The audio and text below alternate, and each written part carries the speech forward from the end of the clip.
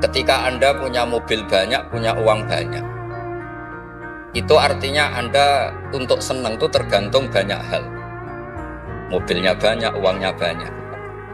Dengan orang yang nggak punya apa-apa, cukup bahagia dengan uang 10.000 atau seadanya. Logika yang dibangun adalah keren mana orang yang untuk bahagia butuh banyak hal dengan sedikit hal. Ini ku pinter putih. Pinter sing bahagia dengan sedikit hal. Itu cara kita bernegosiasi dengan zaman yang seperti ini. Kalau sering nasihati santri-santri sing teng kampung-kampung. Kon ketemu pangeran sowan gowo Alphard songo, gowo mobil miliar, gowo uang miliaran.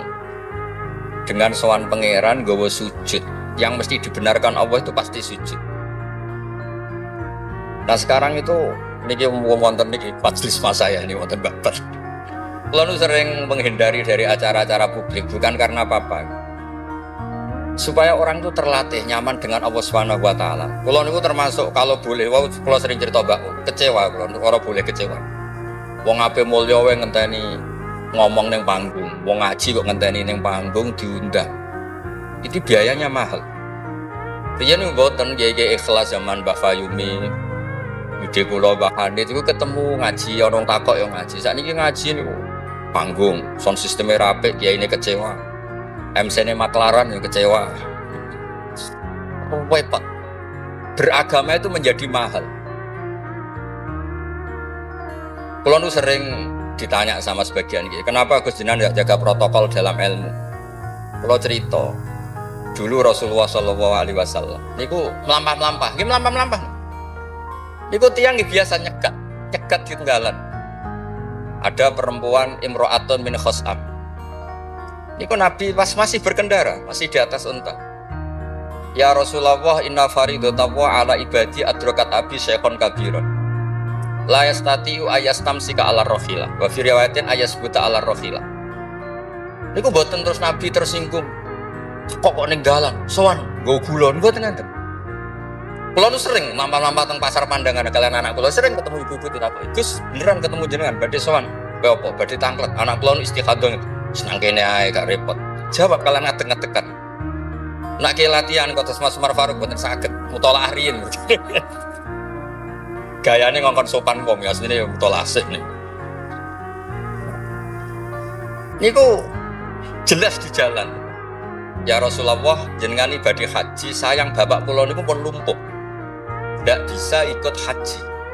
Apa saya bisa menghajikan beliau? Jawab Nabi, na'am, ya bisa.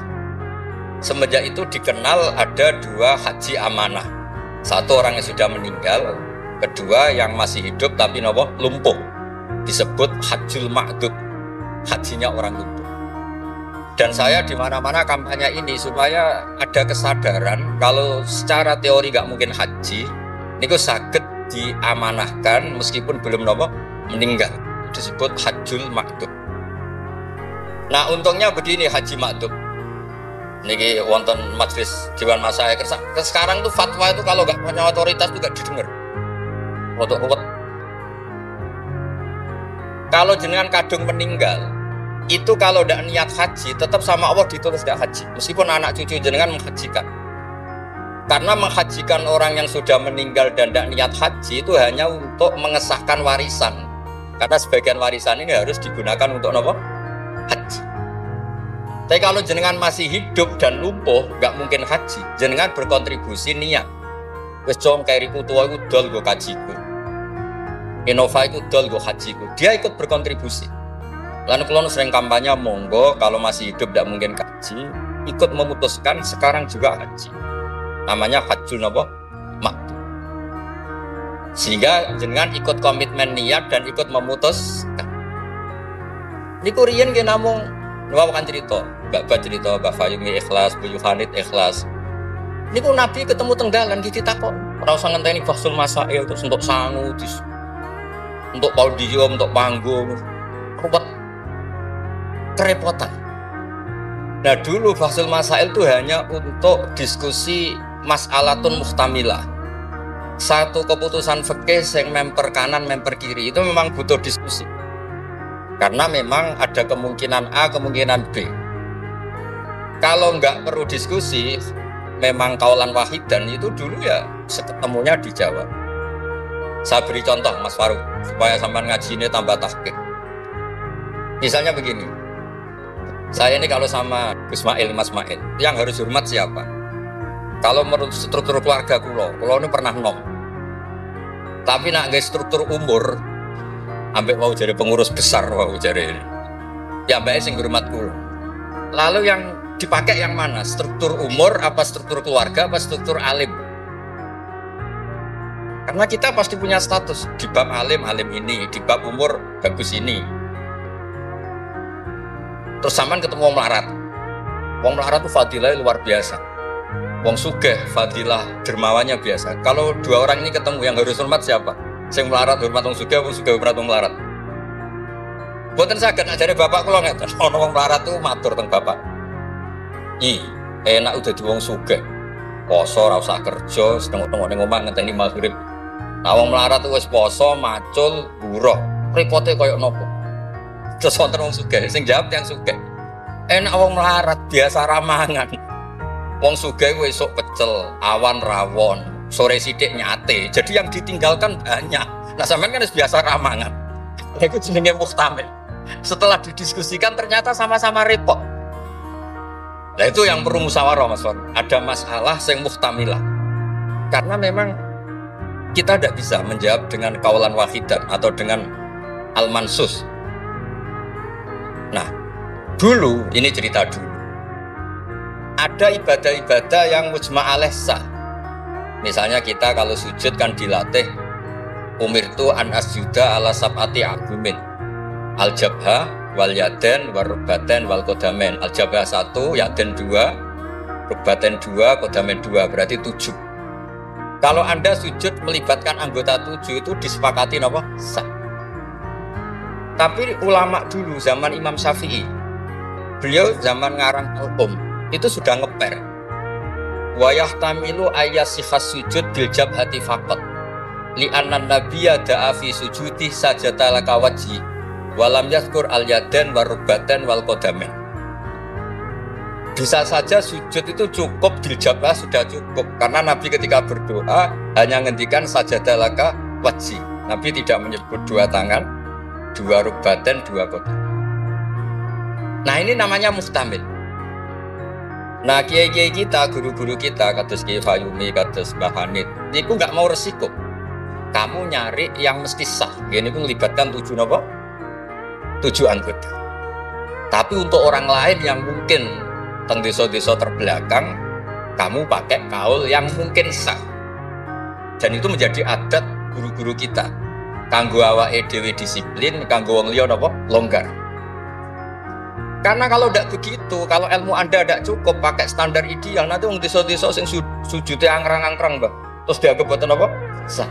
Nah dianggap rasah terus modelnya rasolat. Nah itu cerita keilmuan sing nggak boleh. Terus niki ampun jenengan iri, terus Mbah Uli Mbah Kulo, buyut Kulo niku gak ada adik Mbah Mukid niki abai niki. Bahan itu midoane ibu kulo. Terus kulo nak undang niki Mbah, undang niki Mas. Terus kulo nu kalah tuwa. Terus didolimi. Ya anggere bangsa kalah tuwa niku didolimi. Soale cepet menangi dhewe. Ngundang niku mboten nggih jenenge Mbah. Awas ora teko. Faruk mboten ngefek alumni kados Mas Adam, Mas Wahid jare alumni sen mboten ngangkat. Mboten terdaftar teng Loh Mahfud. Tapi nak mbah niki masyaallah. Mboten nate ngekeki undangan pokoke awas wingi ketemu kula teng Lasem. Wis mbok catet tanggale. Ya memang isane mbah niku ngamuk. Ceritane kunane kuno. Tetes berislam berfikih itu harus luas. Karena kalau tidak luas itu kita jadi yang repot. Misalnya ngeten, saya beri sekian contoh yang fiqhun muhtamilun. Ada beberapa teori, kan ada usul fikih, ada kaidah fikih, juga ada fikih mateng. Misalnya jihad. Jihad itu diterangkan di kitab I'anatul Thalibin itu wajibnya karena apa? Fardul wasa'il lal maqasid. Untuk supaya kita tidak dihinakan musuh itu memang kita harus kuat. Dulu gak kebayang zaman Belanda datang ke kita kalau kita tidak jihad dengan makna angkat senjata. Tapi setelah era modern ada diskusi, ada dialog. Jihad seperti itu sudah enggak, tapi adu argumentasi. Sehingga kitab I'ana mengatakan fardul wasail itu tidak bisa menjadi hukum permanen kalau sudah hasolal maksud. Kalau Anda ingin mengangkat Islam, dulu itu ya karena musuhnya pakai senjata, kita pakai senjata. Kalau sekarang kan enggak, era modern, ada diskusi, ada argumen. Masuknya di ayat qul falillahil hujjatul baligh. Allah itu selalu agamanya dibela logika yang mapan. Saya punya sekian contoh cerita tentang logika. Dulu awal-awal Rasulullah dakwah itu mengajak ila ilahin wahid. Kata orang-orang kafir, aja'alal alihata ilaha wahida innaha adalah syai'un ujab. Muhammad itu aneh, problem kita banyak, masalah kita banyak kok Tuhannya satu. Apa cukup untuk menyelesaikan problem kita? Jadi dulu orang Arab tuh mirip orang Cina. Ini Tuhan bagian hujan, bagian petir, bagian BPKB, bagian gadean itu Tuhannya beda-beda. Sertifikat kok udah pinter. Tuhan bagian nangani bidadari katanya Mas Mail. Terus ya sudah, logika itu matang sekali sehingga mereka diajak ke Tuhan satu itu mereka bilang innaha adalah syai'un ujab. Itu teori yang aneh, Tuhan satu. Wong problem kita banyak kok Tuhannya hanya satu. Solusinya hanya satu. Lalu Nabi membalas dengan hujjah.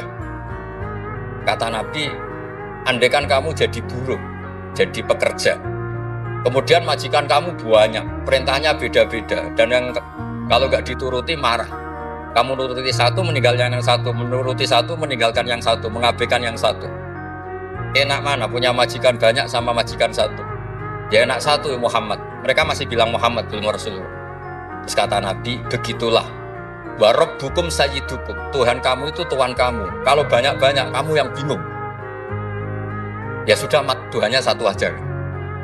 Itu hujjah, bukan pakai pedang, bukan pakai kekerasan. Akhirnya menjadi ayat darabawu matalar rajulan fi syuraka mutasyakisuna wa rajulan salamal lirajul. Bagi hal yastawiyani masalah, terus kata Allah alhamdulillah. Nah, sehingga kalau kita ngaji mu'in ya ngaji ana sehingga ngerti jihad itu wajibnya itu fardul wasail lal maqasid. Ya sama, kalau wasail itu bisa diabaikan kalau ada konteks tertentu yang cukup pakai sama-sama hasil apa? Maksud. Misalnya begini, nahi mungkar, melarang terjadinya mungkar. Itu yang penting itu meninggalkan mungkar, bukan melarangnya, tapi meninggalkannya. Misalnya malam ini misalnya ada dangdutan yang pakaiannya seronok misalnya, atau apalah. Kalau dangdutan Islami nanti jadi bingung. Maksudnya yang nonton ini haram apa enggak? Ini nanti Mas Umar Faruk fatwanya bingung. Misalnya yang karuan haram kan kita beri contoh atau apalah, dangdutan atau yang lain dengan pakaian yang tidak pantas. Tapi kalau pantas ya enggak tahu, saya hukumnya tanya Mas Faruk gitu. Terus kiai-kiai itu kan senengannya jagungan, masakan, kadang rokok-rokokan. Tadi mas-mas ya kula nggih ngelelet teng mriku teng dalem. Karena kalau kita ingat memaksakan ndak melihat itu berat. Tapi nak bengi jagungan mbek kanca, mbok sekak, jagungan, pokoknya enggak penting. Tapi ngerti-ngerti esok dan berhasil meninggalkan maksiat. Jika kenapa kiai-kiai itu suka jagongan, suka guyon semalaman? Saya sering ditanya orang-orang Islam kota, kenapa sih Gus Kiai NU itu senang jagongan, masakan semalaman? Karena untuk melawan tidak ingin maksiat itu berat kalau kamu ingat-ingat. Ketoknya kok luwih menarik dibanding yang di rumah misalnya, macam-macam lah, mau jenis selerane wong lanang. Tapi nak terus ditinggal masak terong, terus ngopi-ngopi, ngelelet, pokoknya apa lah. Ngerti-ngerti esok, maksiatnya wis bar. Itu lebih gampang. Itu namanya al-inkifaf anil ma'as. Makanya Izzuddin bin Abdissalam punya teori innal ladzina yarmunal muhsanatil ghafilat. Kenapa orang baik disebut ghafilat? Orang-orang yang lupa. Karena untuk melawan ingin maksiat itu harus bil asbab asyaghilah, dengan faktor-faktor yang menyibukkan. Makanya nak jenengan dadi wong melarat tuh sing seneng. Dadi wong sugih sing seneng. Barokah wong melarat tuh sibuk golek ekonomi, wis ora kober. WA orang yang tidak mahramnya, yang tidak halal itu wis ora kober. Gara-gara mapan itu daftarnya banyak. Daftar sing kepengen dibidik. Artinya anggap saja dalam kefikiran itu ada asbab, ada sebab sing dadekno sibuk tidak maksiat. Ketika Anda kaya, anggap saja ada sebab yang menjadikan Anda bisa dermawan.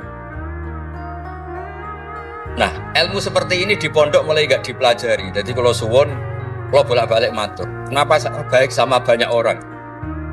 Kalau sering nonton tonggo-tonggo mati, kalau sering cerita, kalau sering lepas jenazah tonggo-tonggo mati. Gini ki jenazah saya sangat. Bojone nganti protes.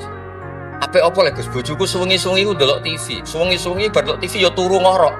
Kok jenengan puji-puji apik. Terus saya bilang, saya ini peneliti usul fikih kata saya. Kalau ada orang tidur itu gelarnya bukan ninggal tahajud dan ninggal witir, tapi tarokal ma'asiyah. Orang ini berarti ninggal apa? Maksiat. Susah ya apa sih husnudzon itu? Jadi kalau nak Pak Umar Faruk Kiai SK, tadi mau Kiai tenan jadi mau datang ke SK. Ini cara turu suwengi, ini kalau puji, masya Allah, gua solihun. Weh, mereka tarokal maksiat kullah, semalaman ninggal semua maksiat. Buat apa? Karena hanya dengan cara logika usul fikih itu kamu tahu kualitas ayat wa min ayatihi manamukum billaili wan nahar. Tanpa ayat itu kamu tidak tahu, tanpa logika itu kamu tidak tahu. Wong ayatnya pangeran kok terima contohnya mana hukum billah. Secara medis jelas kita butuh istirahat, sistem tubuh kita butuh jeda. Secara fikih barokatun naum niku tarkul mas. Lah kula kepengin niki Mas Umar, Mas Ismail dadi kiai nu kados kula. Punya pandangan yang luas sehingga menghormati yang lain tuh gampang. Ana wong turu terus gak tahajud, iku kiai opo? Ngeplok nak turu. Ya kiai tenan, wong ninggal maksiat ku top. Ninggal maksiat itu tok. Terus turu itu ya penting. Maksudnya penting mas pancen ra ono gunane ya turu apa. Wiridan nggih, marang-marang ora tertarik wiridan mau menjaluk. Iku menawa malaikat Mikael nak wongku melek susah, mesti jaluk. Karena hubungannya dengan pangeran jaluk tok. Ora sing wiridan kula seneng muji pangeran. Subhanallah wa bihamdi adada khalqi wa ridha nafsi. Kulo nu jarang njaluk pangeran. Wong kula umpama kerja setengah menit njaluk gaji ku isin. Pantese njaluk gaji kerja 8 jam 1 bulan njaluk gaji. Lho ngomene tok 2 menit ya Allah, tini kada wa kada. Wong ra etika. Terus bukan maksud kula kalau kita pakai ilmu itu semuanya menjadi mudah. Ya, kalau pakai ilmu itu semuanya menjadi apa? Mudah. Dulu para nabi-nabi dulu itu cara pandang itu pakai keilmuan. Dan itu yang disebut qul falillahil hujjatul baligh. Kalau punya sekian cerita tentang logika-logika yang dibangun ulama. Ya kayak tadi misalnya sujud. Sujud itu 7 anggota harus terlibat. Itu mesti sah. Tapi nyatanya Nabi pernah sungkeman yang pangeran hanya ngendikan sajadalaka wajhi. Walam yazkur al-yadan warubadan wal qadar. Terus kedua masalah murtad. Untuk menjadi murtad itu orang sujud ke selain Allah. Mosok saya murtad ngenteni 7 anggota tubuh. Sekedar watul jabah ke selain Allah itu bisa berstatus apa? Murtad. Nah itu namanya fikih yang muhtamil. Tapi guru-guru kita meskipun bacaannya banyak tetap ngajari kita sujud yang tidak resiko. Gini ku pakai 7 apa? Tapi jagani wong desa-desa sing mungkin lagi latihan Islam, cara ibadah buatan apa sembuh. Di kalau cerita logika. Nabiullah Ibrahim alaihissalam, Nabi Musa, Nabi Isa. Iku kadang-kadang nyuwun sewu, saking senenge pangeran, iku pangeran yo diwarahi. Tapi buatan krono nglamak, buatan nggih saking senenge. Tapi barokahnya itu lahir fikih-fikih yang sekarang diwarisi umat Rasulullah Shallallahu Alaihi Wasallam. Bapak kula nu sering nak didik kula ngene. Kancanan wong fasik ku haram. Wong mare katut nakal.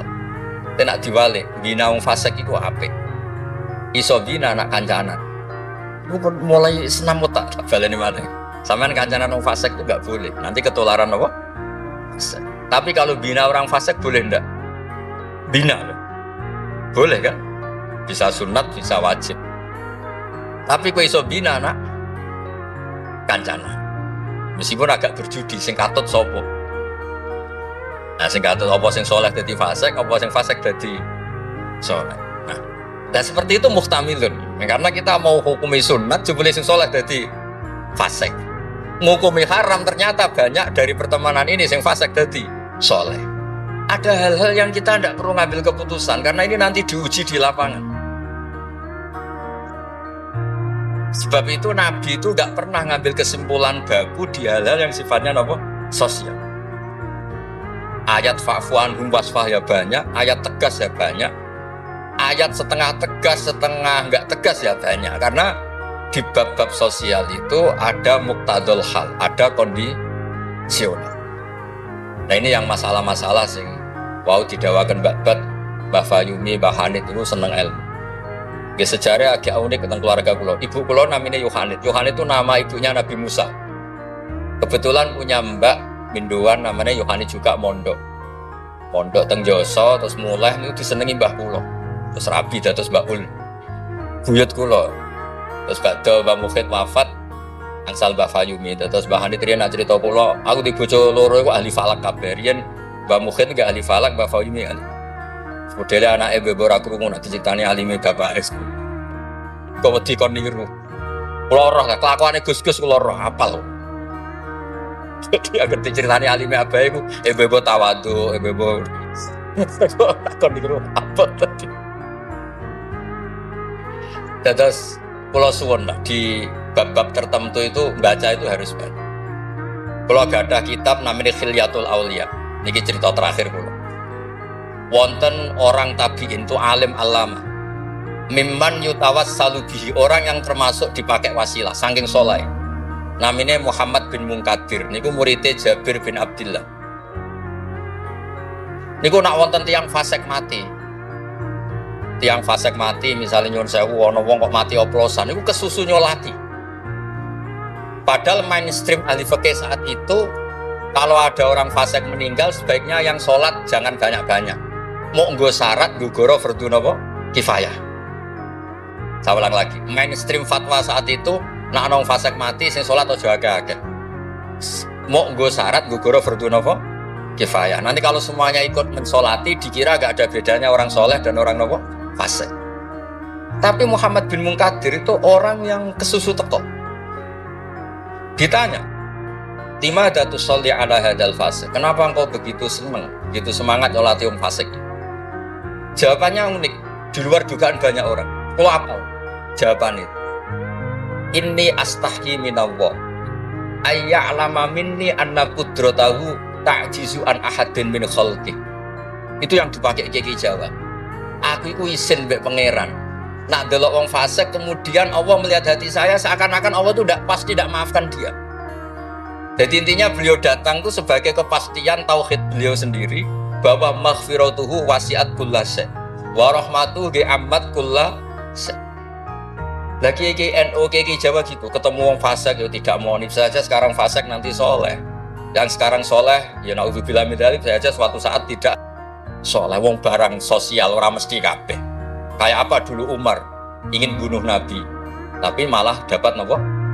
Hidayah. Kayak apa Khalid bin Walid, panglima yang menjadikan orang Islam kalah di perang Uhud. Akhirnya juga jadi orang napa? Soleh. Jadi intinya itu Kiai Jawa itu tahu itu sehingga beliau ini kancaran nyun sewu wong fasik ya tenang. Tapi dalam konteks bina, sama lagi dalam konteks bina bukan melegalkan. Sama lagi dalam konteks bina bukan melegalkan. Karena Allah bisa saja mandu dia menjadi orang soleh. Bukan seperti orang lain setiap orang fasik dikafirkan, difasikkan seakan-akan tidak ada harapan tobat. Nah ini yang menjadikan tambah susah kan. Makanya dalam sebuah riwayat dikatakan siapa? Ala unabbiukum bil faqih kulal faqih. Kamu tahu orang yang paling ahli fikih paling pintar. Jawabannya kila, jawabannya Nabi wakila Ali itu dalam ilmu hadis ada mengatakan itu dawe Nabi wakila dawe Ali. Apapun itu dawe orang top. Malam yuknitin nas min rahmatillah walam ayyisum min rahmatillah. Jadi malam yuknitin nas min rahmatillah. Orang pintar itu siapa? Yang tidak bikin orang lain putus asa. Walam yu'aminhum min makrillah, dan yang sedang soleh pun tidak merasa sok-sokan memiliki Allah Subhanahu wa ta'ala. Terus orang lain divonis apa? Itu juga yang menjadikan kiai-kiai kita ketemu wong soleh hormat, ketemu orang fasik ya respect, karena berharap suatu saat tobat. Itu yang ditiru Rasulullah SAW ketika orang Taif, ya Bani Abdul Yalil, pokoknya orang Taif kayak begitu bencinya sama Nabi sampai melempari batu ini itu, terus Malakul Jibal ingin menghabisi mereka. Kata Nabi apa? Jangan. Inilah arju ayyukhrijawah min aslabihim ma ya'buduwaha wa la yusyriku bihi syai'an. Bisa saja bapaknya begini, tapi suatu saat anak-anaknya jadi orang yang luar biasa. Dan itu yang sekarang kelihatan. Sering ada wisuda tahfidz itu yang nangis itu bapaknya. Gus, kula maca Quran ora iso, kok anak kula hafal Quran, napa kula niku ngipi. Wadah, kanca sing saged maca kitab bapake mboten roh Arab. Dari itu harapannya Nabi ya seperti itu. Nak bapak era kena nggih napa? Ampun kados kula riyen ke kanca mondok nuwakale ra karuan. Riyen kan bener-bener bapake disurati nak anake nakal, bocahe tenang ae. Bapak disurati pengurus kayak kok tenang. Bapak kula buta huruf wis tenang mawon. Bapak kula buta huruf. Nggih wonten sing mondok iku 2 tahun wis ngrasa pinter. Kampung kula terbelakang Gus iso tahlil wis gak pintere pol. Lah lha apa kula ngalem-ngalem iso maca Wahab macano sapa? Nggih tiyang kathah. Tapi apapun itu kula suwun terus wow kampanyane babet ngono tawassut tawazun kampanye PBNU wae. Nah kula sesuai kampanye sebagai hasil yang saged ngaji wis yang yen bapak kula terkenal pinter ngaji. Nek nek kula nyali cerita bapak kula terkenal ngaji itu kok Gus Ismail Gus Umar iku kudune nyali. Wong iku kudu siap cerita bae. Mergo ora ana wong apik kecuali memaklumatkan diri wattaba'tu millata abai Ibrahim wa Ismail wa Ishaq. Jadi wattaba'tu millata abai Ibrahim terus wa Ishaq wa Yaqub. Kuwi anut bapak-bapak. Bapak-bapakku luar biasa. Ibrahim, Ishaq, Yaqub. Kita tahu Nabi Yusuf bin Yaqub bin Ishaq bin Ibrahim. Tapi aja bangga kehormatan bapak etok kudu wattaba'tu nut. Bapaknya alim ya melo alim.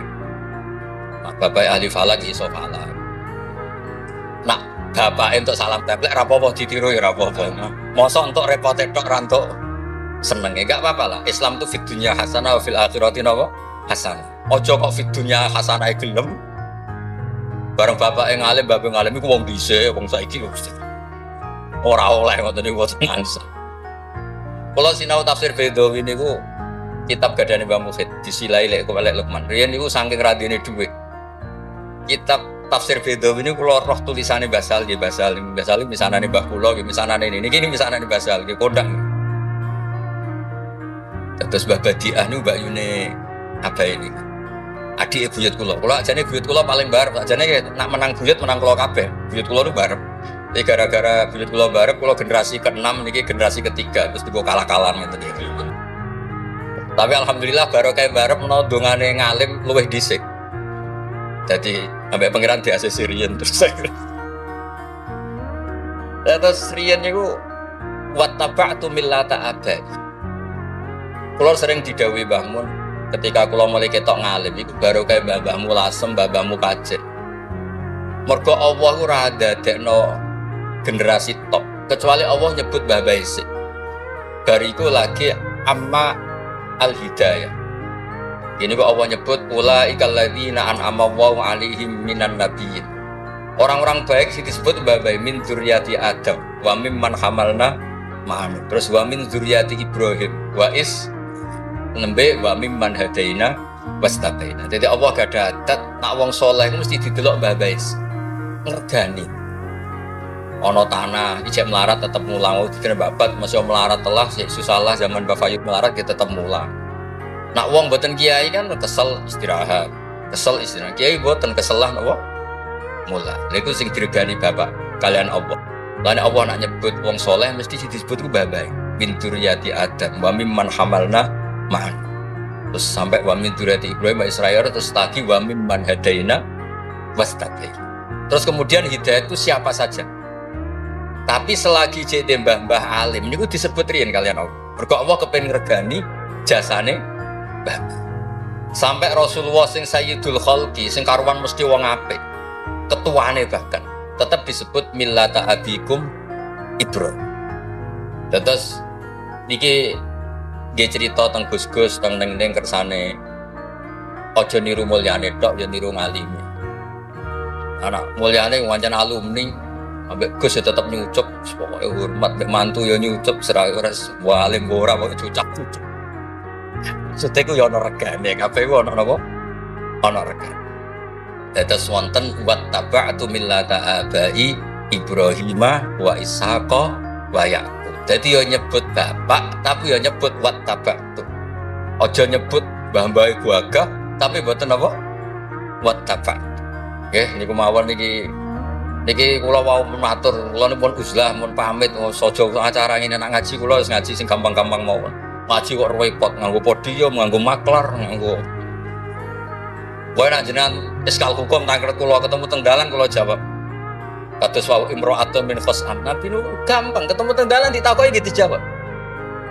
Sampeyan takok Kiai Faruk mesti teng dalan mboten sopan takok teng dalan. Jebule wau. Mutola. Lha kula nu sering didolakno alumni sarang sing teng Papua teng pundi-pundi. Gus jenengan aja mati, Gus kula ora sida dadi kiai. Yang ngerti takok itu tangklet. Gus niku hukume piye? Mbok sore aku sibuk. Saiki Gus wong sing takok ngenteni.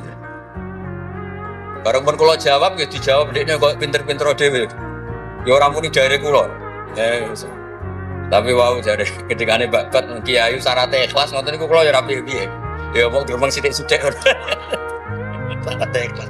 Dadi kula niku urip kuwi didongakno kiai-kiai sing ora jelas niku sing digo takok-takokan. Nggih lumayan lah ono gunane no. Assalamualaikum warahmatullahi wabarakatuh.